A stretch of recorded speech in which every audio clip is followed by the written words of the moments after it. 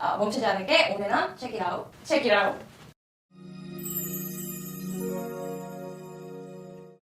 여러분, 제가 솔로 아티스트와 1대1로 대면하는 건 처음입니다. 오늘 역사적인 날이에요. 리민 양을 모셨습니다. 반갑습니다. 반갑습니다. 본인 소개 간단하게 부탁드립니다. 네, 안녕하세요. 싱어송라이터 리미씨입니다. 오늘 초대해주셔서 너무 반갑습니다. 얼마 전에 새로운 곡 오늘 넌 멈추지 않을게 네네. 28일 날 네, 맞습니다. 12시에 컴백하셨네요.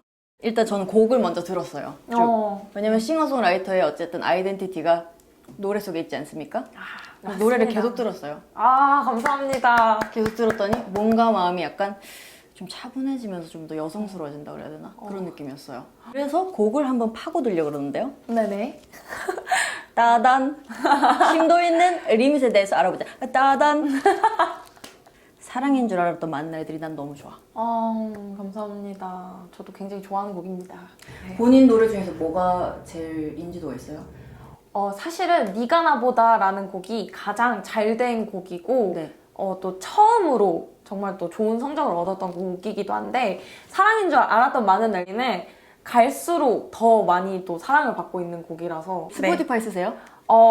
쓰고 있지는 않습니다. 거기서 1등이 사랑인 줄 알았던 많은 날들인 거 알아요? 나는 내 귀가 외국 귀구나 하는 생각을 했어. 역시. 세라 선배님 틀리지 않은 귀.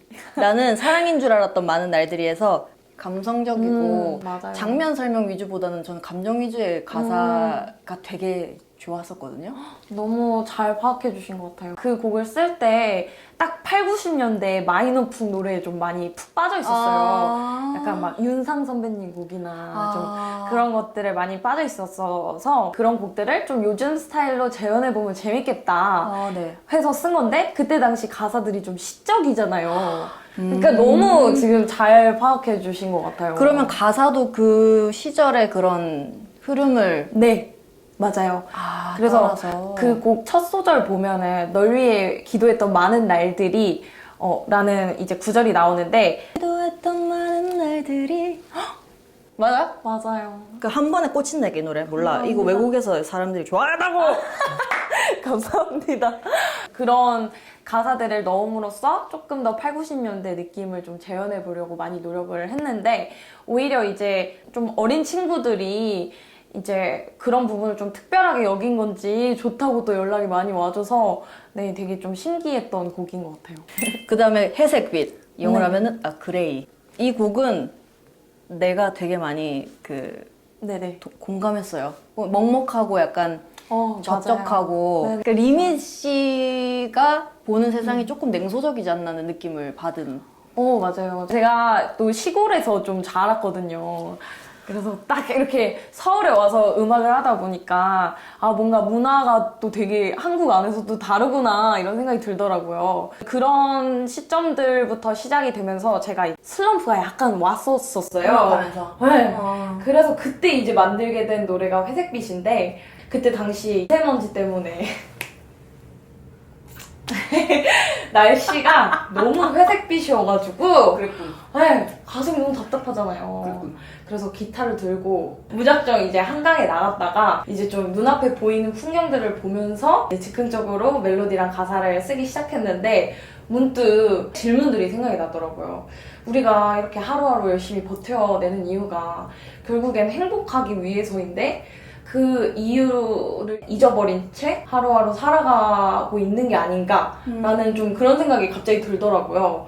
그래서 우리는 좀 더 그 행복하기 위해서라는 이유를 좀 더 상기시켜서 열심히 지치지 말고 또 살아가 보자. 뭔가 이런 의미로 곡을 마무리 짓고 저도 그 곡을 통해서 좀 슬럼프를 이겨낼 수 있었던 것 같아요.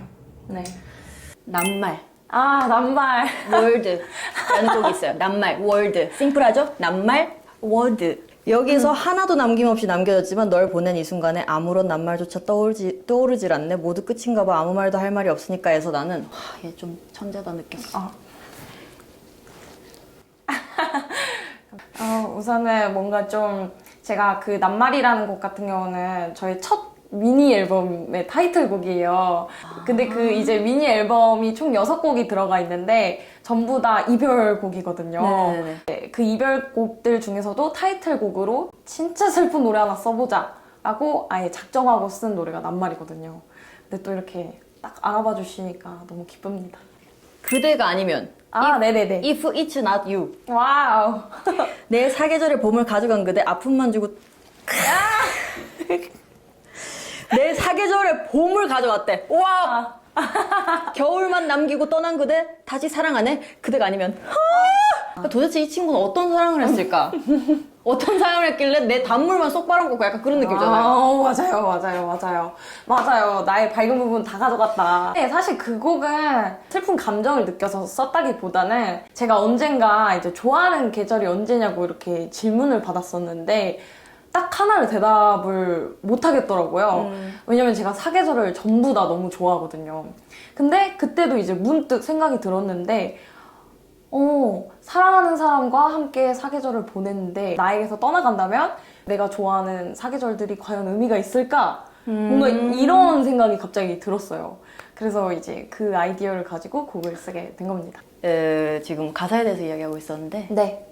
리미 씨의 목소리를 좀 들려드리는 게 어떨까? 아유, 감사합니다. 네, 그래서 한번 보여주시겠어요? 끝이 아니란 걸 알아 난 오늘